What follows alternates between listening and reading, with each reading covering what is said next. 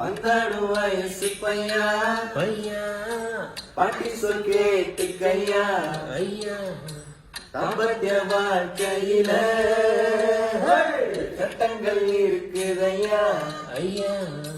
பெண்காட்டியோட ஒவ்வொரு நாளும்